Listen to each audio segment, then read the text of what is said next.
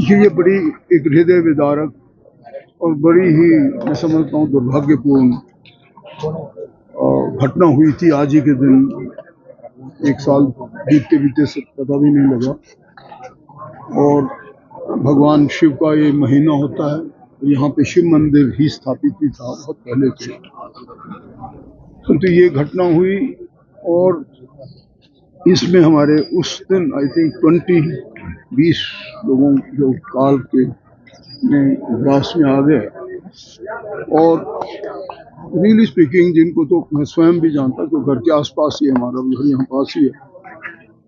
और वो बच्चे जो हमें जन्मे थे वो संसार में नहीं रहे। एक तो परिवार ही पूरा, सिवाय आई थिंक एक बेटी जो मैरिड थी कहीं दूर थी, उनका प्रोफेसर फैमिली, दे कम्प्लीटली वो वैनिश हो गए। तो मैं समझता हूँ कि कुछ इस प्रकार की ये घटना रही।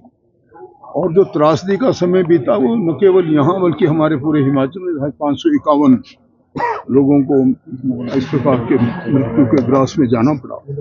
बहुत ज़्यादा नुकसान हुए, लगभग 10 से 12 हज़ार करोड़ के बीच का नुकसान आंका गया है। और तब से लेके देखा जाए तो लोग 5-7 महीने तक हमारे माननीय मुख्यमंत्री फ्रंट फुट पर रहे। और उन्होंने न केवल उन लोगों को जिनके पूरे घर ध्वस्त हो गए थे, उनको 1,50,000 से बढ़ाकर 7 लाख रुपए उनको जिनका पूरा मकान क्षतिग्रस्त हुआ दिए। और वो उसके अलावा भी मैं समझता हूँ कि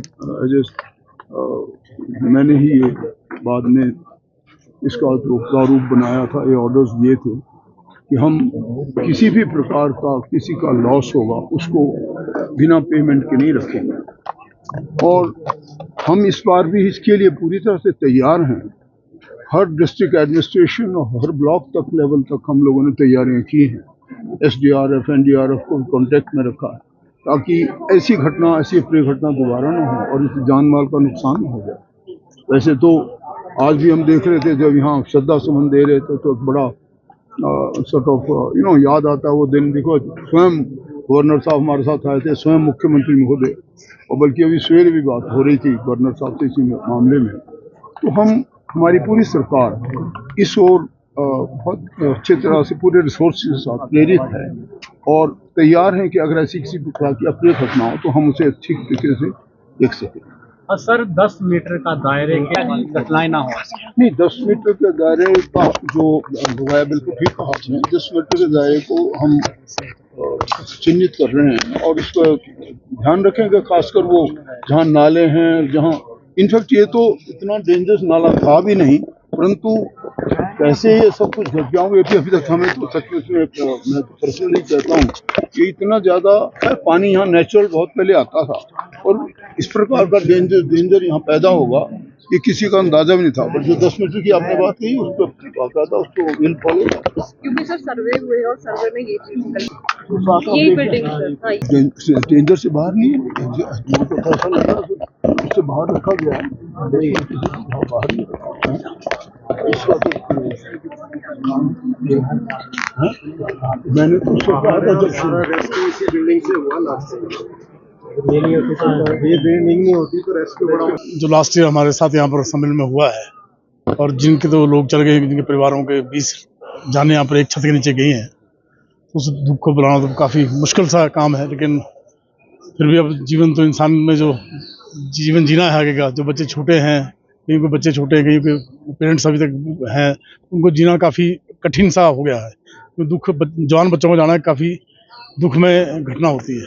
तो उसमें पूरा 1 वर्ष होने के बाद आज भी हम थोड़ा सा यहाँ समझ रहे, जैसे हम यहाँ लोग आते थे, अब लोगों ने यहाँ आना जाना छोड़ दिया है। ये लोग यहाँ से आते नहीं, लोगों ने डाइवर्ट कर दिया रास्ता, यहाँ से जाना मन नहीं करता। कई लोगों से हमने बात की है, तो काफ़ी ये घटना दुखद घटना है। काफ़ी आज दुखद। हर एक जो हमारे संस्कार हमारे को मिले, बुजुर्गों के संस्कार मिले, उसमें नेचुरली होता है कि अगर आज कोई बच्चा, कोई आदमी बीमारी से चला जाए तो कोई उसका इतना वो नहीं होता। लेकिन एक तो ऐसी घटना हुई कि एकदम ही एक छत के नीचे 20 जाने चलेगी, जो कोई सोच ही नहीं सकता कि लोग पूजा करने आ रहे हैं, कोई बेचारा सुबह मॉर्निंग वॉक करने निकलते लोग यहाँ से। उस दिन तो बहुत बारिश थी, नहीं तो ये तो संख्या बहुत ज़्यादा होती। क्योंकि ये जो तीन रोड आप देख रहे हैं, लोग सुबह यहाँ बहुत घूमते हैं मॉर्निंग। उस दिन इतनी तेज़ बारिश थी, इवन कि मैं खुद अपना सुबह घूमने निकला था, लेकिन बारिश इतनी तेज़ थी कि घर से निकलना ही मुश्किल था। और मैंने सुबह 5:30 बजे जब मैं उठा हूँ तो मैंने अपनी वाइफ से शेयर किया कि आज शिमला में पेड़ गिरने शुरू हो जाएंगे, क्योंकि जो माहौल था वो इतना ख़राब माहौल था कि अब वो वृक्ष टिकने वाले नहीं थे, और वही कहानी आधे घंटे 2 घंटे बाद तब्दील हो गई। आपको पता ही है, बेटा गया है मेरा इसमें, तो आज उनके नाम के उससे हमने सोचा था कि चलो पौधारोपण कर देते हैं, आगे भगवान उनको अच्छा रास्ता दे, अच्छा वो करे। हमारी तो यही भगवान से कामना है बेटे। आप एक क्या बोल सकते हैं, अब कुछ नहीं कर सकते। तो अब आप क्या इस मंदिर में आते हैं क्योंकि लोगों ने यहाँ पे आना जाना छोड़ दिया? मैं उस दिन आई थी, उसके बाद आ जाइए। हाँ, वो भी आज उन्होंने बोला कि नहीं आना है श्रद्धांजलि के लिए, ऐसे मैं नहीं आती बेटा। हाँ, तो किस तरह से लगा था पता उस टाइम जब आप कहाँ थे? वो मैं जैसे वो 7:15 बजे मेरा बेटा घर से आया था, और डेली आता था 1 महीने से, सावन महीने में। तो कोई 7:28 पे मेरे को आवाज़ आई घर पे कि कोई स्लाइड आया है। तो मैंने अपनी बहू को बोला, उसकी वाइफ को, मैंने कहा बेटा कोई आपको आवाज़ आई? कहते हाँ मम्मी। मैंने कहा स्लाइड आया कहीं बड़ी ज़ोरों से? तो कहते मम्मी बादल फट गया कहीं। मैंने कहा बादल का तो मुझे कोई अनुमान नहीं है, तो अगर कहते नहीं मम्मी। फिर मुझे वैसे ध्यान आया कि मैं फ़ोन करके पूछ लेती हूँ। तो जैसे मैंने कहा चल नीरज गया है, मैं उसका फ़ोन पे बात करती हूँ। जब मैं अपने रूम में अपना फ़ोन लेके आई तो उसका फ़ोन घर पे ही था। फिर उसी ने, बहू ने, यहाँ एक लड़का रहता है, उसको फ़ोन किया कि भैया कोई घटना तो नहीं घट गई? कहते बहन बहुत कुछ हो गया। कहते भी सानवी के पापा भी आए थे मंदिर। कहते बहन यहाँ मंदिर ही नहीं है तो सानवी के पापा कहाँ हैं? ऐसे उन्होंने कहा। फिर हम आ गए, तब तो यहाँ पे कोई 4-6 ही लोग थे, जब मैं और मेरा बेटा और बड़ी बहू पहुँच गए थे यहाँ पे।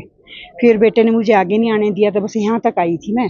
और जो लोग बचे हैं इसमें 5 मिस्त्री और एक नेपाली, वो नेपाली यहीं बैठा था और उसको निकाल दिया हुआ था। तो बस इतना ही है बेटा। अब तो साल हो गए हैं।